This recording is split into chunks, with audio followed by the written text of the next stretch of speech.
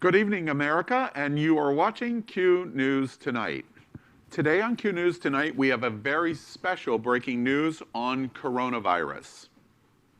It's happening out, and Top Chef reality star Chef Josie was set to return to the show live in studio this Wednesday at 8 p.m. She was set to announce this Friday that she is running for political office on November 3rd. As you know, we lost host Ron Bernensky to COVID-19 last week after a near 6-week ICU stay in medically induced coma. Chef Josie was the only Happening Out television anchor that tested positive of coronavirus and has been in medical quarantine for 40 days. This evening on Q News Tonight, we're going to have this exclusive interview with Happening Out Television Network and Top Chef reality star Chef Josie. Chef Josie, on Friday, while in quarantine for 40 days, has again tested positive for coronavirus. Not a reinfection, but rather a virus that has been active for 40 days, defying most of the medical news we have reported, and opens an entire range of new questions we will explore tonight.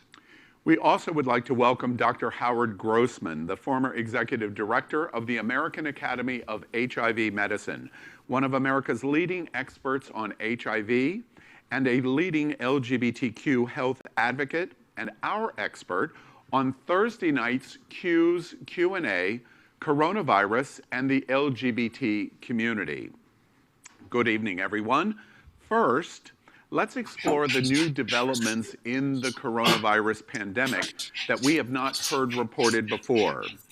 Josie, your news of still being positive of coronavirus at 40 days seems to put Florida's and America's reopening plans under a new examination tonight. Josie, let's begin. You are still, after 40 days of self-isolation quarantine, have been tested on Friday and told that you are to continue your quarantine because you're COVID-19 positive. Is that correct? Yes, Al, it is correct. Distressing news, to say the very least, and accurate. How is it, before we asked Dr. Grossman to come in, how is it possible, I have read almost nothing except a few minor things in Asia, especially Singapore, that they're reporting that they're hospitalizing some COVID-19 patients and they're staying far longer, 30 days, 40 days, 50 days, because they're still testing positive of coronavirus and they're still keeping them in hospital. I have seen almost no reporting in the United States of this and your situation. So from your seat, what are you told is going on and happening? So after many conversations with different healthcare providers, my own personal doctor, an interview with Broward Health Department, who is in partnership with the CDC, my experience is everyone seems to be in the same boat. And that boat is one of very little information. It's still in a sea of the unknown. Even my case at the moment, where I'm testing 40 days positive after the fact, they asked me if I had symptoms. They asked me if how I'm feeling. They asked me if I had any underlying health conditions. They've asked those sort of things. I feel that the questions that are missing currently are source tracing questions.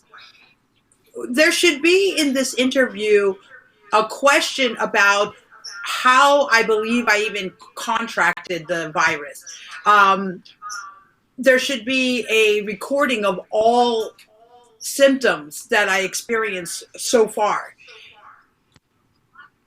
The craziest part of this is that you might think that you are out of the woods. I thought, quite frankly, that after 14 days to 21 days, which is the CDC recommendation, that I could just get back to life, to my normal, well, not normal as in Corona moment, but I actually had a really big announcement to make, and I took the responsibility, the due diligence, and I went and was retested in preparation of this announcement.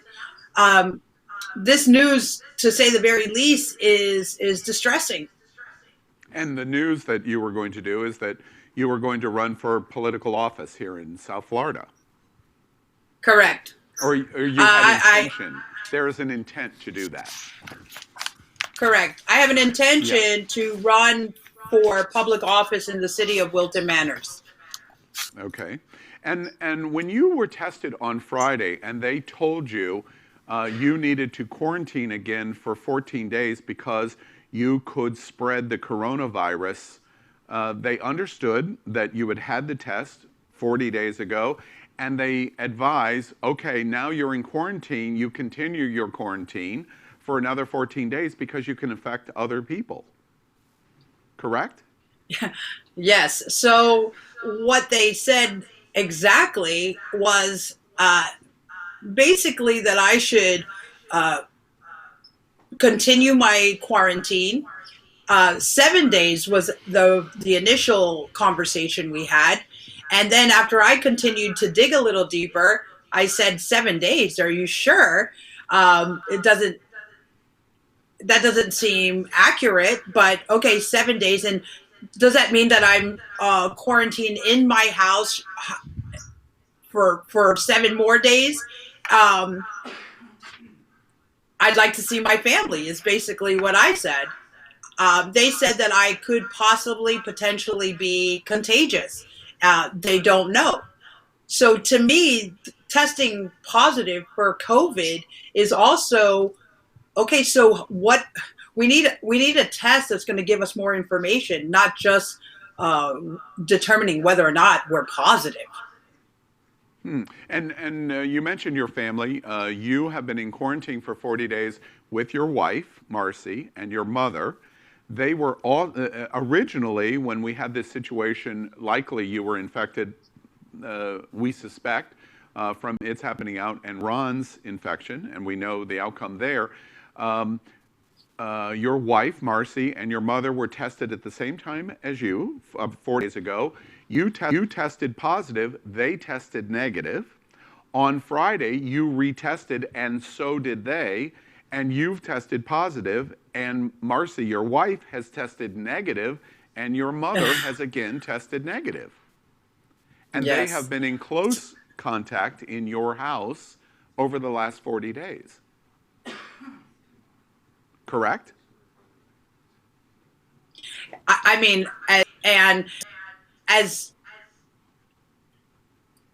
diligent as I am, I'm almost a germaphobe here in my house, but I'm doing it as humanly possible, staying as sanitary as possible. We don't live in a mansion. I don't have a wing for my mother, so we have been in close proximity, and that she's in a risk group, a high risk group. She has a compromised immune system. The fact that my mother and my wife continue to test negative is, well, first, it's a miracle. So I'm very grateful for that. Secondly, it's a mystery because I think that, again, this is just my experience because I'm living through it at the moment. But I really, truly believe that the CDC is making recommendations to our local municipalities and our local governments. The governments are rolling out these plans. I don't believe that the local governments are getting all of the information.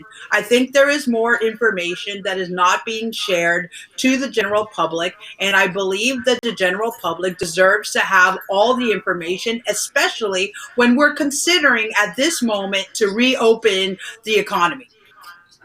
I'm curious, Josie, you are, as a layperson, as an expert on coronavirus as anybody I've known in your research over the last 40 days in your situation. States are reopening. Florida is already reopened, except here where you live in South Florida. Your reaction of what you encountered in the government testing on Friday, your conversations with Broward Health. I understand that they are not sourcing infection. I understand that they do not have any mandatory follow-up requirement to your second positive test. If any of these things are wrong, you correct me. What do you think about, from your seat, your reaction about the federal plans to reopen? Well, based on what I know about my own case, okay, 40 plus days positive, I will say this, the process of testing was very efficient, very efficient. It took about 30 minutes from start to finish. I made an appointment. It was done beautifully. That being said, is it enough to test one time? If you test positive once, or even if you test negative, there could be false negatives and possibly there's false positives. If after 40 days someone is continuing to test positive, the CDC is recommending that after 14 to 21 days that you can get back to the coronavirus has now left has worked its way through your body. I read through when I was first diagnosed that 37 days was actually a truer number. But that being said, people unknowingly, not everyone is going to go out and get retested to confirm whether or not they're negative. So imagine how many more cases there are of folks who have tested positive for coronavirus. The responsible thing, self-quarantined, 14 days, 20 days, and then thought they felt better. So now they're going back into the public and into the general population. When they do that, there's apparently there is a time that they call the shedding phase, and the shedding phase is when one can be asymptomatic and also spread the virus. They told me, avoid being older people. Well, that's my mother. They said avoid being around children, and if you need to go outside to get fresh air, go ahead and get fresh air. But I would store. I wouldn't go to. So again, I think that we're taking the wrong approach. We're taking the wrong approach in this moment. Just simply the information we're giving. I understand we don't want to create mass panic. I understand that, and everyone can stomach the news the same way that others, and I get that, and it's a very stressful situation. But I think that the more information we have as a people, as a community, then we're going to be able to support each other getting through it. Test. I want to reemphasize the reason why you had, and by the way, of course, everyone in America knows you have a lot of birds, and we're hearing them. The fact that you had the retest was not because it was a requirement. You could have just gone out at 14 or 21 days and said, that's it. You had the retest because you're coming back on the show on Wednesday, and you had made an intention commitment to explore running for office. And because of that, the due diligence, you decided that you were going to do the test. One thing that I want to zero in on is when you had the test on Friday, your due diligence, I understand that they suggested to you that if you come back and get a test again now, that you may have to actually pay for your next test to identify whether you're positive or negative. Is that correct? Correct. So I asked at the end of our call, I said, okay, so after 14 days, do I come back to you to retest?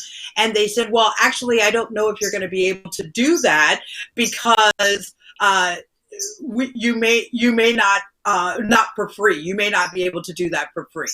And so I said, what does that mean exactly? I didn't explore that anymore because my brain was exploding just simply from processing all of the information. But listen, we have a foundation right now, okay? There's a foundation that we've started. This is unprecedented moment in time. There's a foundation that all the experts have come together, the leaders in our community have together. Everyone has done their best and thought and tried to understand what are the best practices to put in place moving forward.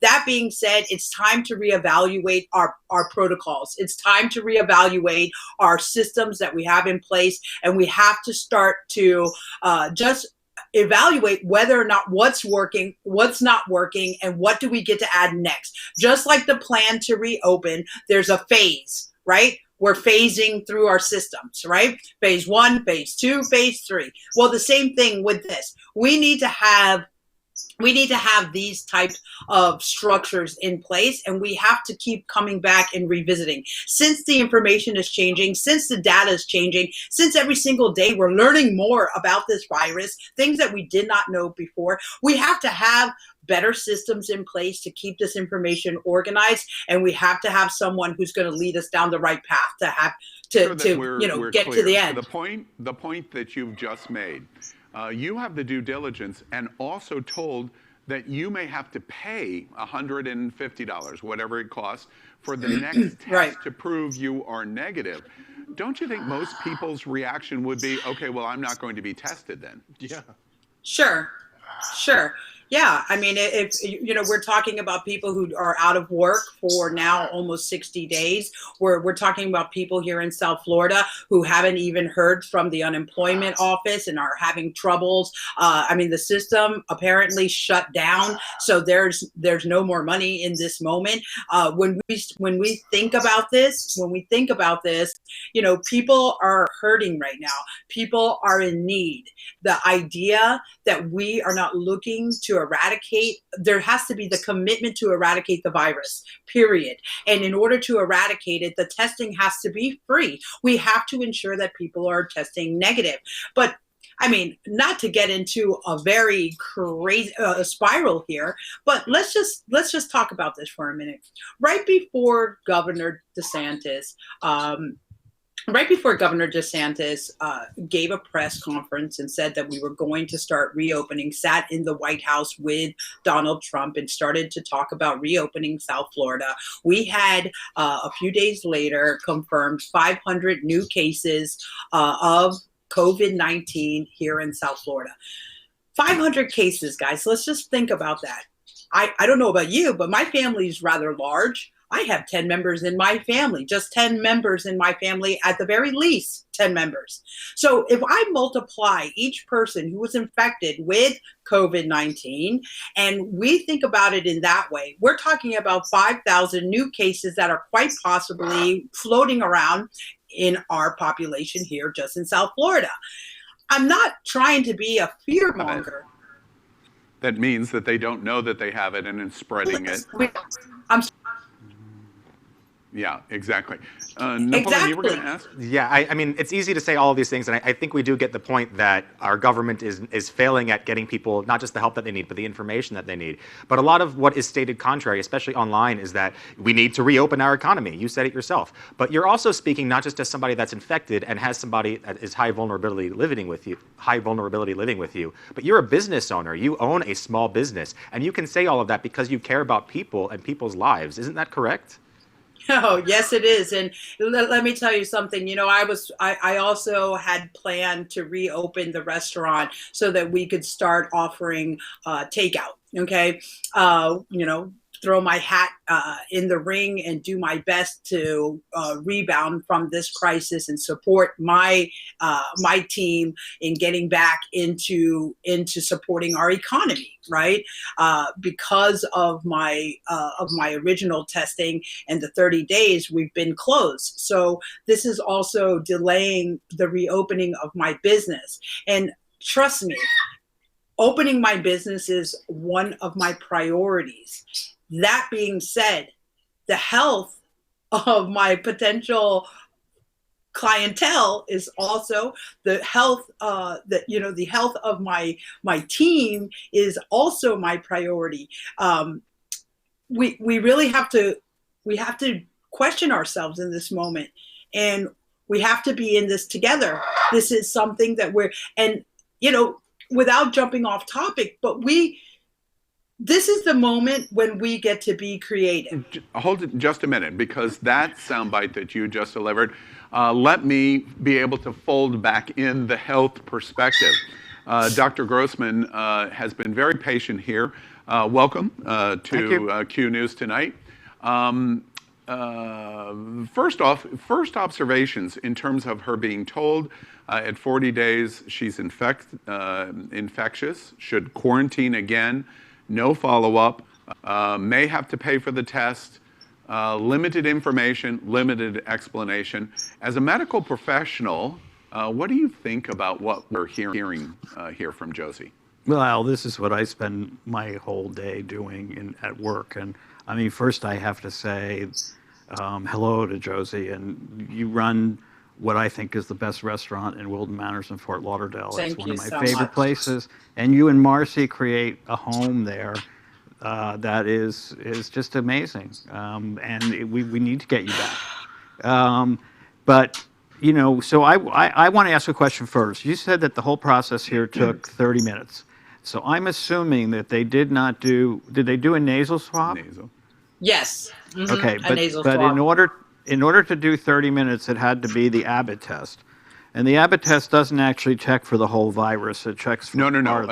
I want to make sure that we have clarity here. You didn't get your results in 30 minutes. No. You're talking about the process of having it done. Oh, I thought 30 start minutes. to finish you were talking about the test you did. Oh, no, Okay. no. All right, okay. So, I think there's a whole lot of issues here we need to unpack. The first is the testing itself, okay? So what we have with the nasal swab test is we've talked about this, a polymerase chain reaction test. It's a test that multiplies up a tiny bit of virus or viral material. Let's not say virus, viral material, until you can actually measure it. And the number of cycles that it takes to multiply that up till you can measure it tells you how much virus you started with. So, for example, in my own case, as we've discussed, my first test, when I was able to get... I apologize for interrupting you, Dr. Grossman. America, I want to make sure that you know that Dr. Grossman was one of the early cases here in Broward County of contracting coronavirus, and now and asymptomatic, and was asymptomatic through the entire process, and now post COVID-19. Yeah. So I mean, basically, my own process was that I tested positive on about March 10th. Just sending out a test just to see how long it would take to come back, so I could tell my patients, and it took 12 days to come back. And I was positive. In the meantime, I was around my staff, I was around my patients because I had no symptoms. I didn't think there was anything going on. So when I got the test, I stayed home for another 3 or 4 days just to hit the 14, 15 days. All of my staff tested negative. Very similar situation to you, Josie, except that we're now dealing with 7 people. And they've continued to test negative. When I started looking more into the test itself, so that was about March 10th. The second test I did took 5 days to come back and was about 2 weeks later, and I was able to get in touch with a medical director at Quest, the Southeast medical director, and he was able to find me what they call this PCR cycle threshold number. How many cycles did it take to multiply up my virus so that it came up positive? And the first one came back 22 cycles. The second one came back 34.8 cycles, and that was like another 2 weeks later. And for clarity, So, we don't know what the we don't know what the threshold is for coronavirus, but for many viruses, 35 cycles tells you somebody is not infectious. Okay. Now, this is not a validated measure, but it is something that we see in multiple viral infections. So the idea was that by the time I did that third test, I was not infectious anymore because I was pretty much at that threshold, if the same threshold holds. I'm curious, what is your reaction then? What you're suggesting is the nasal swab test that Josie had is not really infectious coronavirus, correct? At this point, what I would guess is that what they found was viral material, not infectious virus. If you look just yesterday, there was a report from South Korea that 277 people had gotten reinfected with coronavirus, and that freaked a lot of people out. You mentioned Singapore, but this was South Korea. Yep. Yesterday, they announced that the problem wasn't that these people got reinfected, the problem was the test. It was picking up non-infectious viral material. Now, the first show we did together, I said to you, nobody was sure how long the viral material hangs around. The PCR test can, in many viral infections, can stay positive for months, 4 months or more, okay? Because there is some viral material hanging around, but it's not infectious. And I think that's maybe exactly what's going on. The key word there that I want to make sure that we're clear is the maybe. Right, everything is maybe. Of course, and you've made that clear to us that we're in developing science every step of the way. One of the reasons why it's been great to have Dr. Grossman involved in Q News tonight. Your reactions very specifically to Josie's response that they said you are likely infectious and you need to be quarantined another 14 days. What's your reaction to their statement to her of that? Truthfully, I don't think that Broward Health knows what it's doing, and I doubt that they're in daily contact with the CDC. You know, they are really nice people, but they are overwhelmed. Yeah, very nice. Our health department has been cut to shreds, every county in this state, by the former governor and continued by the current governor. Well, they are underfunded. You have people doing contact tracing, which is what you were talking about, source tracing, contact tracing, whose null job is to measure the cleanliness of swimming pools for the Department of Health, okay? They do not have contact tracers. We need hundreds and hundreds, if not thousands, of people finding out. Now, for Josie, for example, was it really Ron that was your contact? You run a restaurant. It could have been anybody. You know, people are in and out of there all the time, and it could have been anybody. Here's the soundbite for me on this story and the connection between Josie and Dr. Grossman. We just simply don't know. And this situation could be any county in Florida, or it could be any county in America, and we're going to reopen in terms of governor's directions without knowing any of these answers. How can we responsibly respond to the medical observation you just made when we have absolutely no ability to do the source contacting or have the second test to verify? There are places that do have contact tracers. Places like New York, places like California, where the health departments are very active, are doing a lot of contact tracing. If you look, places like Korea, Australia, they're using apps on the phone so that with geolocation, so that if somebody tests positive, you can look back and see all the people that were around them for the last 5 to 7 days. Now, there's all kinds of privacy issues. There's all kinds of, is Big Brother going to be tracking every movement? Well, at what point, I apologize. That's the kind of technology we need. At what point, how many hundred thousands of people die before we balance the death to the privacy issue? Well, it's always going to be a big issue. I don't really necessarily want the Trump administration to know every move I make. Yeah, and, okay. Do we really want to be China where Big Brother is watching all the time? Right. So that is an important issue. So that data needs to be cleared at a certain, like every month. That data needs to be protected. There's all kinds of issues. Dr. Grossman, that kind of high-tech solution is the way that we contact trace. And specifically in Josie's situation, the issue, your recommendation to Josie is, did she need to get the test again at 40 days first? No. Yes or no? No. She did not? No, because the virus most likely, as Josie said, 14 to 21 days, and you're usually over the infectious period of that virus. And in my own case, for example, by 27 days, not only did I get a negative test, but I got a positive antibody test. So this is one thing. Josie's not my patient. I can't make a recommendation for her. But for anybody in this situation, they should get an antibody test in addition to this. The PCR test is a blunt instrument, okay? That's what people don't understand. It's a plus minus.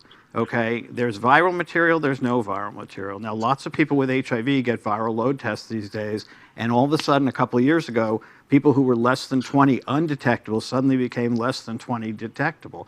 Well, that detectable is the same thing. There's some signal of viral material around. You're not infectious, you're still in the U equals U place, you're not going to infect anybody, but we know there's HIV there's HIV material hanging around.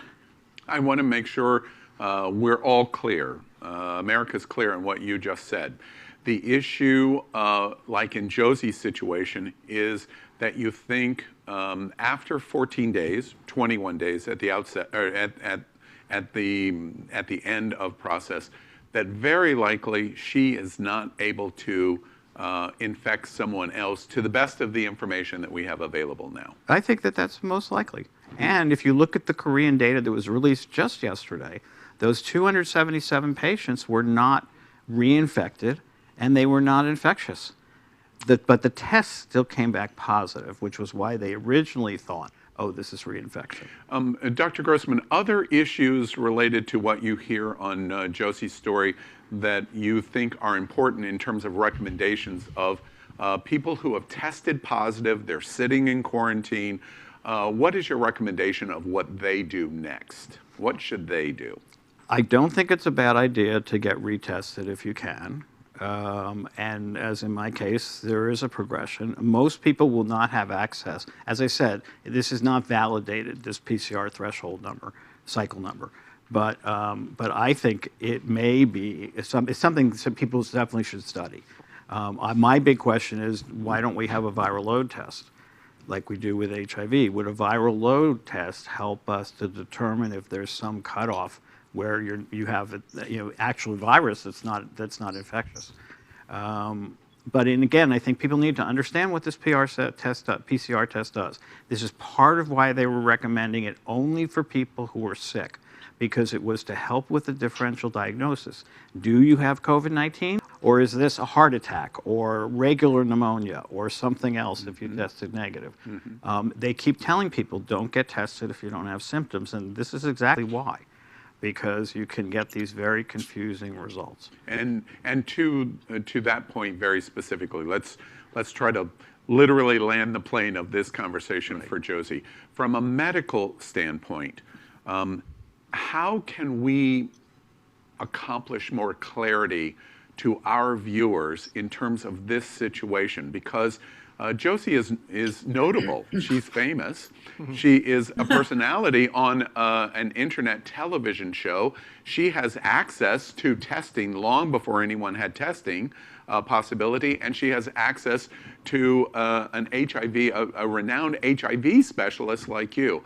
To average viewer that doesn't have these resources, what are we telling them to either hold on to or hope for as they sit in quarantine in fear of catching coronavirus or have already got COVID-19, of what they should do next? What's your recommendation for LGBT America? For the person who has tested positive for COVID-19, I think 14 days of self-quarantine is probably a useful thing. If you're going to get sick, you're going to get sick in that period. If you're not going to get sick, at that point you should be working through it.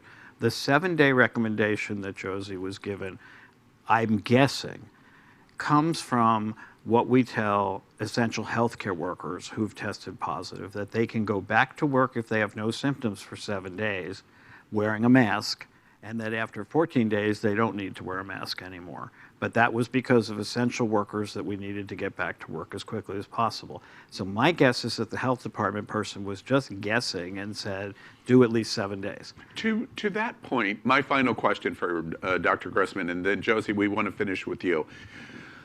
It infuriates me that you said what you just said, which is after 4 months, there is so much confusion, of course, coming out of the White House in terms of testing, in terms of source contact, in terms of explanation and the contradictions from the CDC, the World Health Organization, medical professionals that are doing the best that they can. The politics behind all of this is it is infuriating to the medical community as it is to all of us as lay people about what we're watching in the last 4 months. We're watching in the last 4 months. What's infuriating, Al, is that yes, there is no coordinating. The pulpit of the White House is not being used to teach people like this about this stuff, how to process this information, what it means, what it doesn't mean. Our best guesses. Right now, we have to make a lot of educated guesses to balance that, getting the economy back with keeping people healthy. We don't have all the information, but I think we have a lot. And if we listen to the right people, good guesses. And that will guide what we do. But I have to blame the media too, because except for you, you guys, because how many times have you heard this conversation on CNN, on MSNBC, on Fox News? Exactly. Zero? Zero. Right. I haven't heard this. I read this study report in Singapore. I've heard about South Korea, but here in America, this conversation about testing positive, in whatever degree that is, at 40 days, I haven't seen. Dr. Grossman, we're very grateful, and we remind you, America, on Thursday nights we do Q's Q&A. Not to this depth of the breaking news on Chef Josie testing positive again, in terms of whatever definition that is, but so many of your questions we are answering. We want to be factual. We want you to be able to turn to us in the LGBTQ community to give you the right information. Josie, do you feel a little better about our conversation tonight? Dr. Grossman, thank you. First off, thank you for being a huge fan. I appreciate you. It's folks like you who have kept us going strong here in Wilton Manors for 3.5 years when everyone thought that we wouldn't be here for 2 weeks. So I want to say thank you very much. And then I'm going to say thank you again. I'll tell Marcy that you send her love. But I want to say thank you for helping to clarify some of the mystery. After my own reading and my own research, obviously I'm not a doctor, and I rely, like we all should rely on the better judgment and guesses, and together we all make these educational guesses, informed decisions together, and create these plans for reopening a safe economy. And that's exactly what I think is important. I'm so glad that Q News Tonight is also featuring this, because this is the information that does need to reach our communities. We need to be prepared, and we can't be prepared if we're sitting in the dark. To that point, let's turn on the light one more time. We break the news that Chef Josie at 40 days has retested positive for coronavirus, sitting in quarantine. So this is not a reinfection. She continues to test positive at 40 days. Dr. Grossman gives us very good explanation as to why that potentially is happening, which is contrary to the local county health supported by state testing and federal money. It is contrary to what Josie was instructed. We report that there is no requirement of the source contact tracing for Josie. We also report that they do not know if she's going to be tested again, if she's even going to have to pay for the test. There's many problems here that we're pointing out, even to the fact of whether the positive test is true. This only happened because of 2 reasons. 1, the due diligence of Chef Josie to return to It's Happening Out on Wednesday night. And America, we let you know she's going to be here Wednesday night, whether it's in person or it's going to be just like tonight. She's with us at It's Happening Out.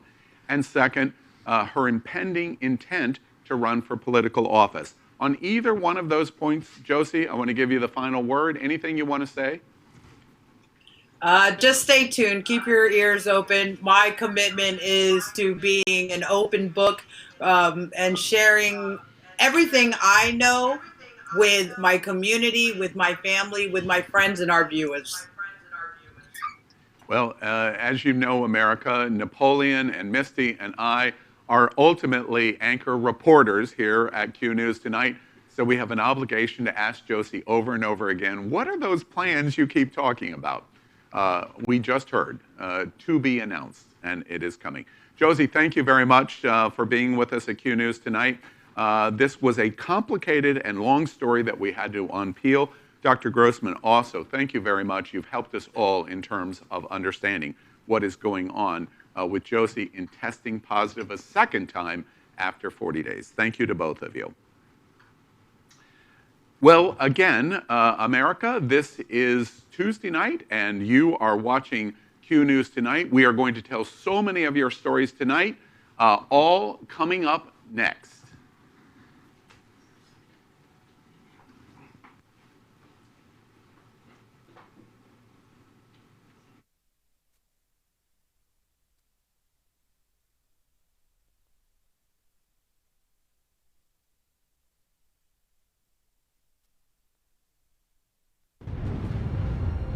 Tonight on the world's first live daily queer evening news show. Tonight's news about the gay community and the news from an LGBTQ perspective.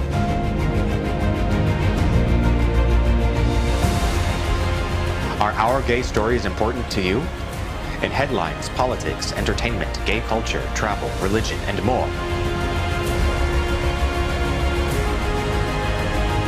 Reported by respected anchors.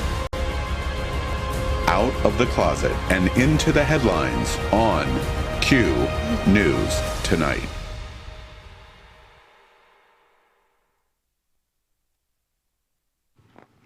Q News Tonight is part of the Happening Out television network. We're the world's most popular digital LGBTQ news and entertainment channel. While other LGBTQ media has stopped publishing, limited their internet and web traffic, or ceased the video and entertainment news during this pandemic, we have actually doubled down on our commitment to our LGBTQ community. Our website, It's Happening Out, is now Florida's largest daily traffic rank of any LGBTQ media, pride organization, gay business, or gay organization by a factor of more than 100 times greater.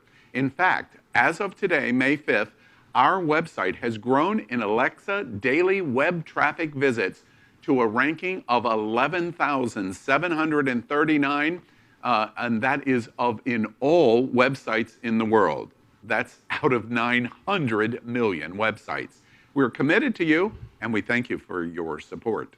We are Q News Tonight, the world's only live daily LGBTQ evening news with more than 100,000 YouTube viewers a week. We are the Daily News. We are HAPPENING.Fun, 20,000 viewers a week that reflect the best of entertainment in South Florida.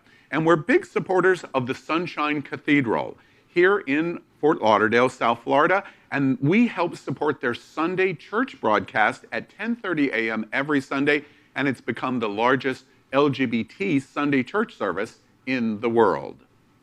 Everyone here at Happening Out Television Network wondered if the LGBT community would continue to support gay media during the pandemic crisis. We found out that April 2020 results prove that it is a thunderous roar.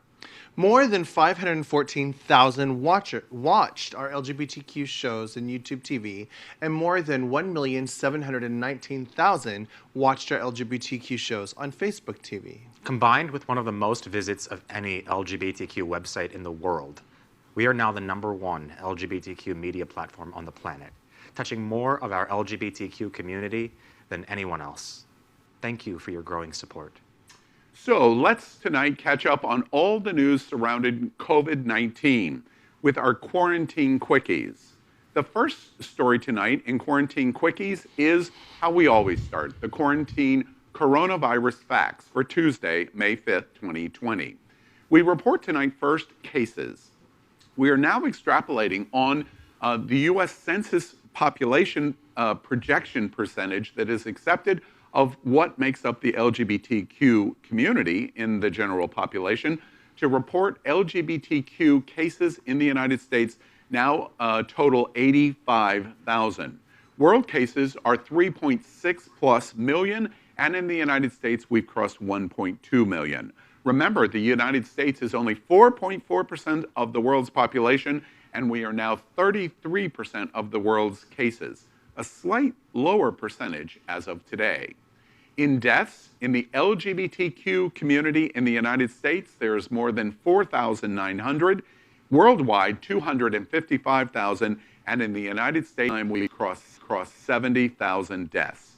Again, we remind you, USA population is 4.4%, and we now amount to 27.3% of the world's death, a percentage rate higher today. We also report on the all-important testing. And before we give you those notes on testing, let us remind you what the President and Vice President have said about testing. Watch this. Importantly, anybody right now and yesterday, anybody that needs a test gets a test. They're there. They have the tests. And the tests are beautiful. Anybody that needs a test gets a test. So when you said 4 million tests 7 weeks ago, you were just talking about tests being sent out, not actually being completed? I'm a little confused. John, I think they're precisely correct that in my first week on this job, we were informed that HHS, I believe IDT was the vendor, Admiral Gerard, that had distributed 1 million, was distributing another 4 million, and we believe they did. But again, those were tests that, frankly, but for the President's leadership, we'd still be waiting on those tests to be done in many cases. Testing is among the most important things in the control in this pandemic. We report tonight that the United States has had more than 7.5 million tests. It sounds gigantic, but it really isn't. 328 million Americans means we've only tested 3% of our population, and even that, we may need to test a second and third time. Public health officials recommend a 10% testing rate before we reopen our economy. We give you the top states in testing, the Hall of Fame. The best states in America as of today is number 3 for the first time, North Dakota, at 4.8% of its population. Number 2, New York, and number 1, Rhode Island, keeps roaring along. They're getting close to that 10% threshold. We also report, gosh, LGBTQ America, we hope you don't live in one of these states. We call it the Hall of Shame. These are the worst testing states in America. Number 5, Kentucky. Number 4, Kansas. Number 3, Ohio. Number 2, Arizona. And for weeks, what am I getting ready to say? Number 1, poor Puerto Rico, who has only tested 0.38% of the population. Quarantine quickies.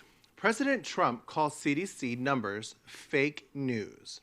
We have prepared a video for you. Watch this. Yeah, we'll probably be at 70,000 by the end of the day today, Joe. And as you said, if you actually believe a report from the CDC based on modeling from FEMA is fake news, okay, we'll put that to the side. But what about your own words? He sat at the foot of the Lincoln Memorial the other night and said, we are going to lose anywhere from 75, 80 to 100,000 people. That's a horrible thing. So he himself projected more than twice what he said 2 weeks ago, that there will be 100,000 deaths in this country from coronavirus. So this actually, as sophisticated as this virus is, it's actually not that complicated to understand how you slow it. As Dr. Fauci just tried to say in his diplomatic way, when you ease social distancing, when you have this mobility of people moving between states and spreading the germs, you're going to have more cases. And the movement has been to slowly reopen economies across the country.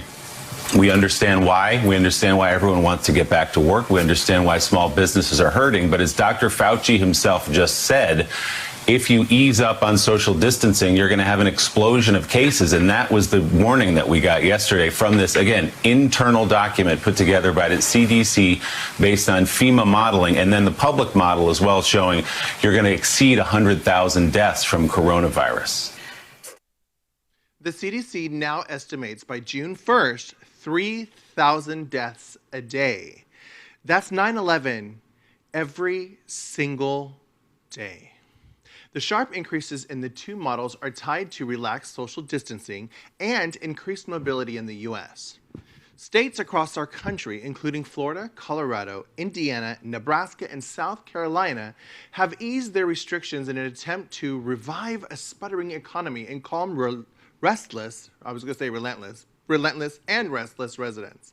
The Institute for Health Metrics and Evaluation Director, Christopher Murray, said the other factors included states adding presumptive coronavirus deaths to their statistics and the rising number of cases in some meatpacking plants in the country. He said states have to balance their actions. Quote, I think the challenge for us all is to figure out what's the trajectory of relaxing social distancing on measured pace that will protect us from big increases or even full-scale resurgence. President Trump apparently was caught by surprise and stumbled through an answer, saying he was not aware, thus concluding with, it was fake news. Quarantine quickies. Maryland study finds 83% of Americans do not want movie theaters to reopen. Americans still overwhelmingly oppose most businesses returning to normal operations, a Washington Post and University of Maryland poll published Tuesday found. The poll, conducted from April 28th through May 3rd, surveyed 502 American adults with a sample size of more or less 5 percentage points, and found that while a majority of 56% of Americans are comfortable going to a grocery store, 2/3 are uncomfortable going to a retail clothing store, and a full 78% are uncomfortable going to a restaurant for dine-in services. Among all Americans, 82% oppose reopening movie theaters, 78% oppose reopening gyms, 75% oppose reopening nail salons, and 74% oppose reopening dine-in restaurant services. And within most business categories, Americans exceed 50% in opposing all businesses opening in this poll. Quarantine quickies. Fauci and Birx have been banned from speaking to Congress. Why? The White House has blocked Anthony Fauci from testifying in front of the House committee. The White House says allowing Fauci to appear at a House coronavirus panel would be, quote, counterproductive. The House sought testimony for a May 6 hearing, and the White House Deputy Press Secretary Judd Deere said, quote, while the Trump administration continues its whole-of-government response to COVID-19, including safely opening up America again and expediting vaccine development, it is counterproductive to have the very individuals involved in those efforts appearing at congressional hearings. Senator Minority Leader Chuck Schumer said today it is an attempt to not allow congressional oversight of the many failures of the government response to pandemic. Quarantine quickie. A UK poll finds trust in scientists grow as fake news on COVID-19 spreads. A new poll finds trust in scientists grow as fake coronavirus news rises. The poll finds 64% of voters more likely to listen to an expert advice, as 51% say they have seen fake news about the virus shares.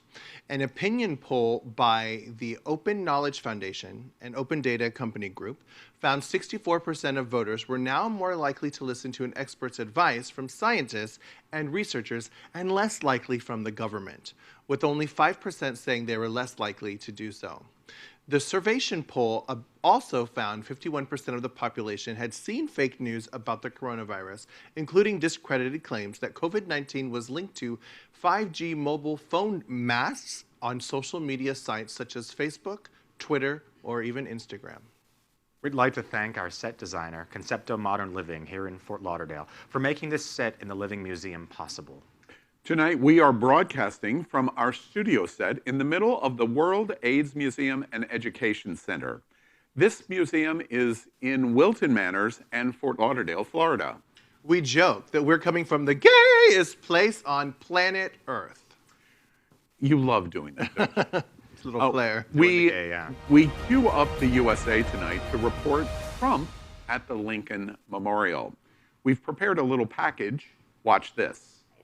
A White House official told the Times the decision to host the town hall at the memorial was a joint decision with the network, but 3 people involved with the planning said it was ultimately the White House's. Donnie Deutsch, what a joke. A core governmental function the president could have done inside the White House, as he's done so often. I got to say, also answer actual questions also say this: the kids who want to grow up and like become president, so you can actually have agencies lying about you and breaking the rules for you. If you're going to do that, you got to do a better job of setting up your shot, because if you're too close to the actual statue, then it makes you look small.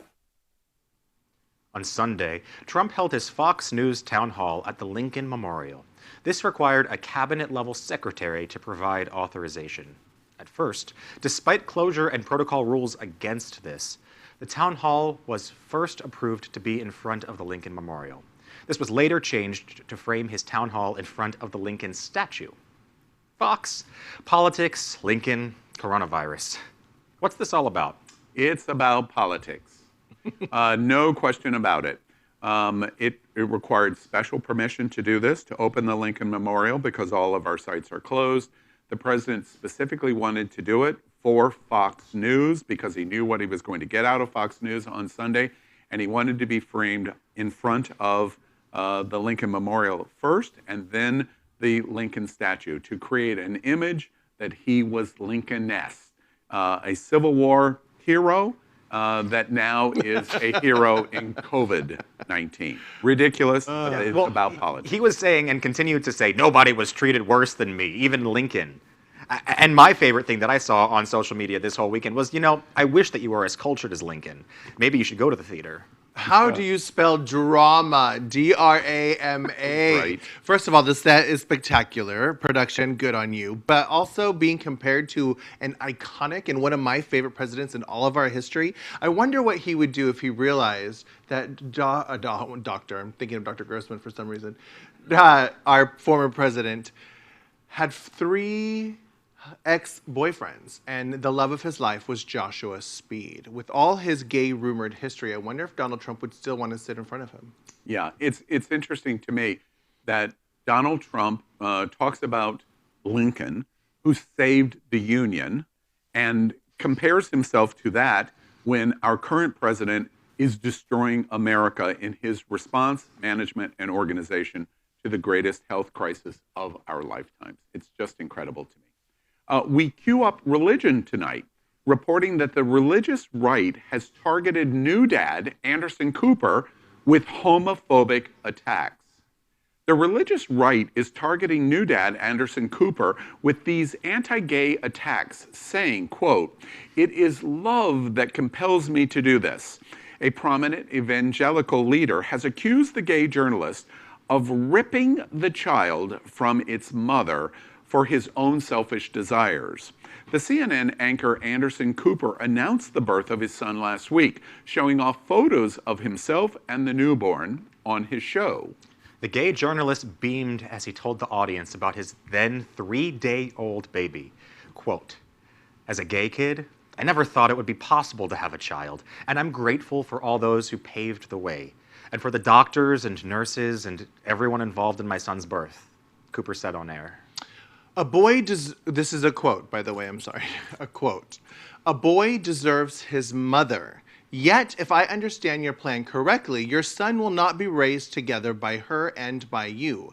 That's what saddens me the most." That quote was from David Brown, who wrote for the website The Charisma News. Brown invoked the memories of Cooper's deceased parents in a vulgar attempt to press his point. The journalist was famously close to his mother. Quote, Brown says, "Can you imagine what your life would look like today without the influence of your mother? Can you imagine Anderson Cooper without Gloria Vanderbilt? Who would you be without your mom? Think back to all your memories that the two of you share, especially since you lost your dad at the age of 10. To anyone out there that has lost a parent, I am among that group. This is absolutely disgusting. Can you imagine if somebody tried to exploit your loss just to try to claim that LGBTQ rights, that human rights are not equivalent? There are so many children that need to be adopted, or people that want to give and be surrogates. To claim something like this is literally an abomination to humanity. And the point there is the surrogate and has commented on this publicly, completely participated in a positive and open way. And by the way, if you could have a father who was named Anderson Cooper and worth probably $100 million, oh, I'd like to be that baby. By the way, duh. Okay, I'm literally breaking out into hives. This story is infuriating me so much. First of all, what kind of message is it sending to children that don't have a mother and a father, or a father and a father, or a mother and mother? There are tons of single parents out there. first of all. Second of all, my husband and I both have looked into surrogacy and doing what Anderson Cooper just did. It starts at $63,000, and it does not guarantee that you will have a baby. It will not guarantee. They might put in several eggs, and it won't even guarantee that, which means you have to pay for it again. And that $63,000 doesn't always include the surrogate's fee. So ripping the child away from this mother that was sought out, picked, selected, and paid for her service, and she did so willingly. Educate yourself before you write articles. And I'm sorry, go ahead. And you made up a good point, Misty. There are a lot of surrogates that do this in part, not just because they want to create a family and be a part of something in a slightly different way, but because monetarily it's helpful to them. Anyone that's seen Little Fires Everywhere, that was part of the story. And did I mention the child's now worth $100 million? Yeah. Let's continue in our news tonight of queuing up the USA. Joe Biden has a new deputy campaign manager. And he's gay, and he's a hunk. Joe Biden's new deputy campaign manager is a gay hunk. And Q News tonight is happy about it.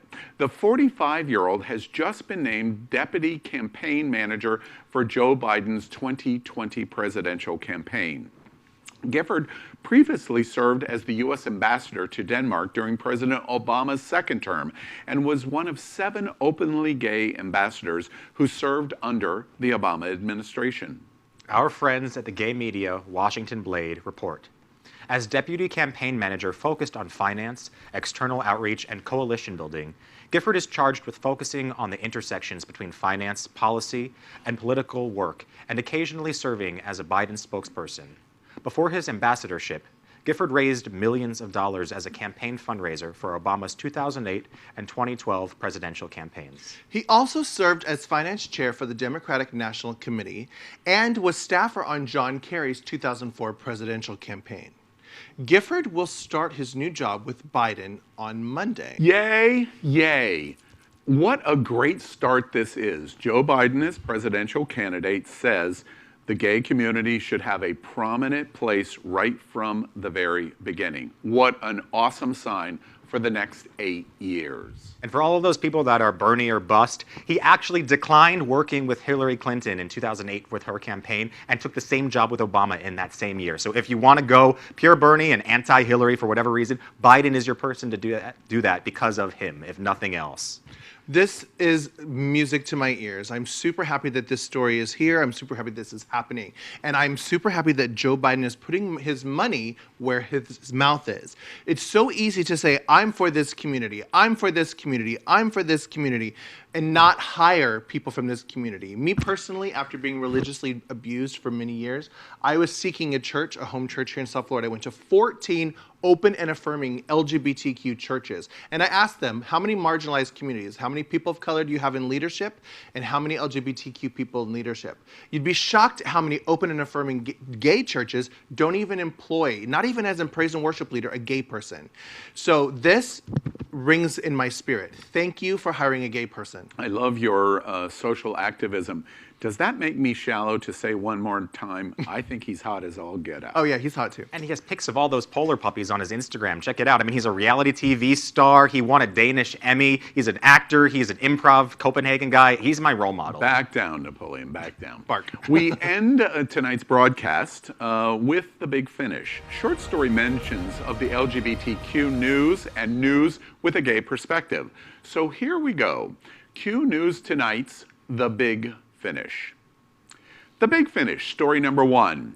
Cher backs Joe Biden, big surprise, for president because, unlike Trump, he has a soul. You know, I actually am a Cher fan, but this isn't enough. I mean, we need other gay icons. Come on, Madonna, Lady Gaga, Cardi B, Beyonce, Adam Lambert, Ellen DeGeneres, RuPaul. Show you guys have a soul, just like Cher thinks of Biden. Support liberty or condemn our nation and your fans with your silence. Now, by the way, she didn't just today endorse Biden. She has been endorsing Biden all along. When I was endorsing Elizabeth Warren, she was pro-Biden. So she's a firm believer in him, and I applaud her for that. It's July 1st, 1989, and Cher's on the deck of an aircraft carrier. Hot as all get out, in front of thousands of hot sailors not caring about your sexuality. Then she sings, and oh God, I apologize, America. If I could turn back time, I would find a way. Now, flash forward to May 5th, 2020. Cher says in a clear, distinct voice, turning back time means for Donald Trump to never be president. The big finish. Tonight we celebrate National Teacher Day. Today is a good day filled with a lot of my favorite things. We have appreciation for mentors who educate us. There's lots of free stuff that's available. Al knows how much I love free stuff. And who knew it fell on Cinco de Mayo? It's a day to party as well. Congratulations, teachers.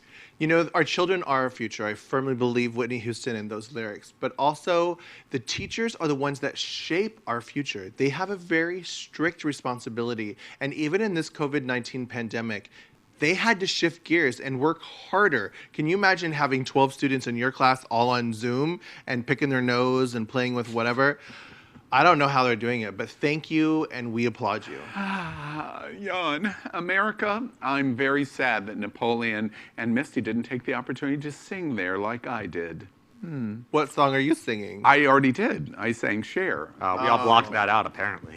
All right, first, remember the rock song, here we go again, Hot for Teacher? Well, a little secret, I was. I've had 3 experiences. One in the 9th grade when it was still called junior high. I loved my gym class. One as a high school senior. I loved my business class. Then a very serious one in college, and I loved that one over and over again. Al, you're going to be the first person that is actually Me Too'd as the younger student, rather than the reverse. Second, we don't do enough to celebrate our teachers in this country. They are underpaid, often overworked, and they are largely in charge of our next generation. We shouldn't be as surprised as we are when young people don't vote and don't care. We've shown them the worst of us through how we treat those who teach them about the world. At least 3 times in my past, they showed me the best of their world. Seriously. I'm serious. I wanted to be a teacher. The big finish. I know it is easy to forget with social isolation. Napoleon's going to go wild, but it's Cinco de Mayo. That sounds like a good brand, Napoleon Gone Wild. You know, a lot of you know, I may not drink, and maybe I cannot hug a Mexican today, but I will always learn a new language to impress a boy. Happy Cinco. Hashtag only a little bit racist. Puede que no bebe y tal vez no pueda abrazar a un mexicano hoy, pero siempre aprenderé un nuevo idioma para impresionar a un niño. Feliz Cinco. Hashtag solo un poco racista. Just wrong, the Jewish guy did that.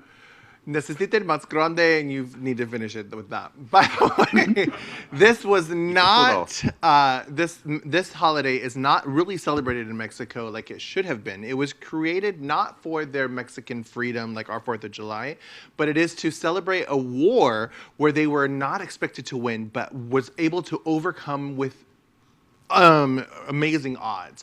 And so tonight I stand in solidarity. I too will be celebrating Mexican unity in the face of overwhelming odds. And unfortunately, in these overwhelming odds, I can only go to Taco Bell drive-thru. So no Mexican or survey stuff for me. As I hear both of them speak Spanish, I think that's what they were trying to speak. Is it only the white privileged guy's eyes that glass over?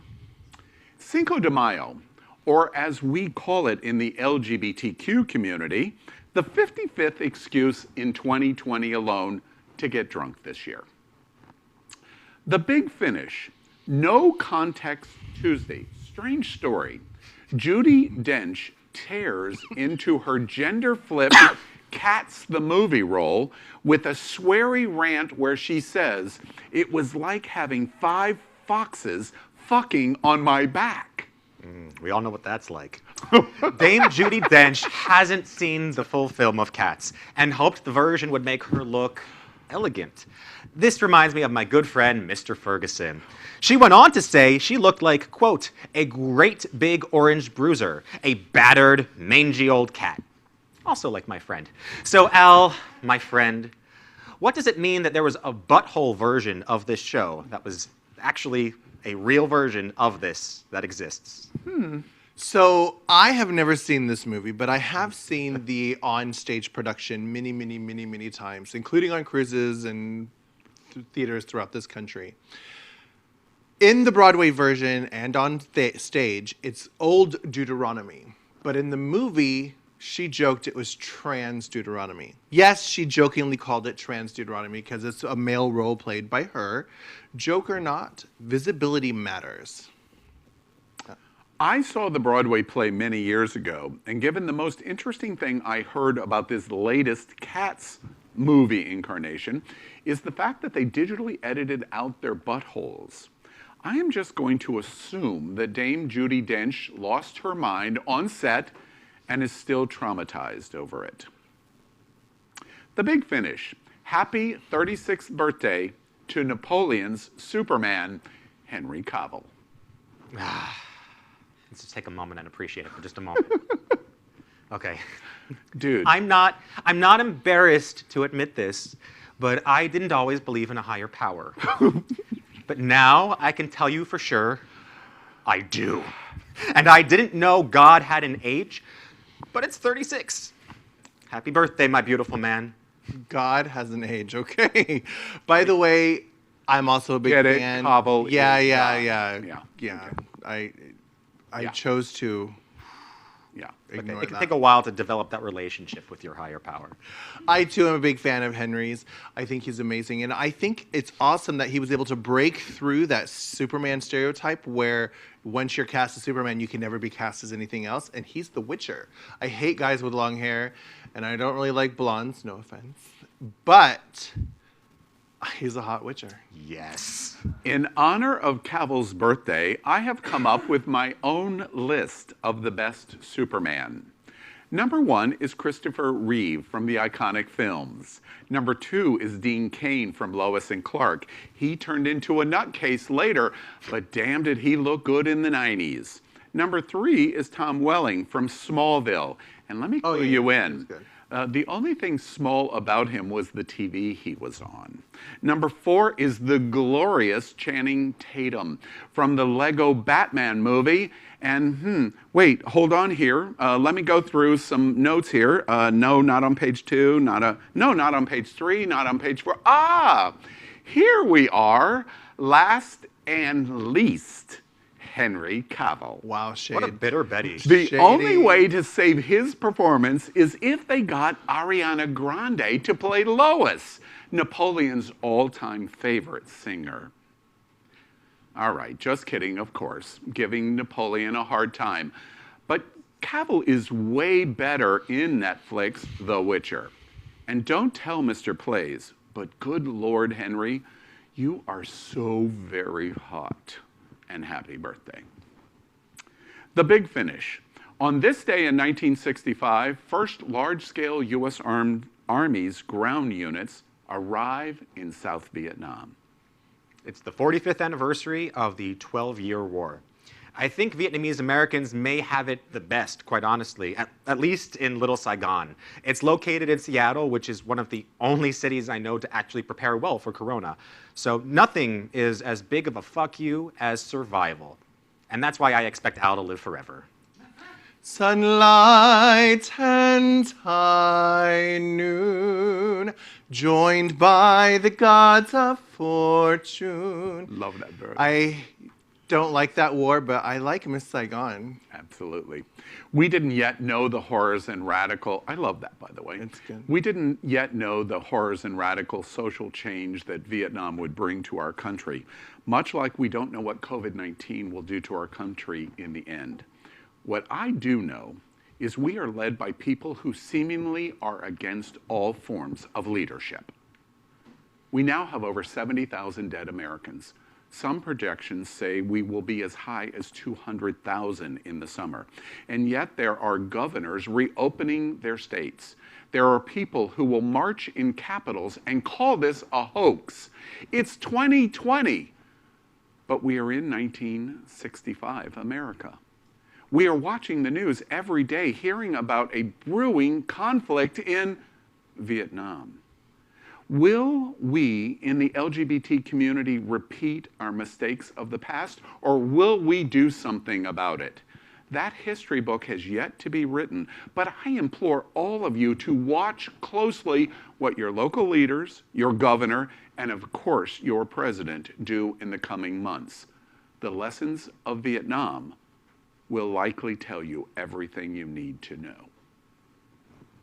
That's it for today's news for the LGBTQ community on the world's first daily LGBTQ evening news show. Remember, if it's important to the LGBTQ community, it's important to Q News Tonight.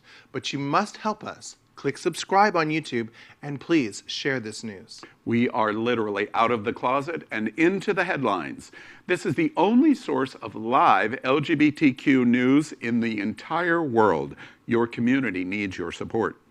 You are not alone. We will get through this crisis.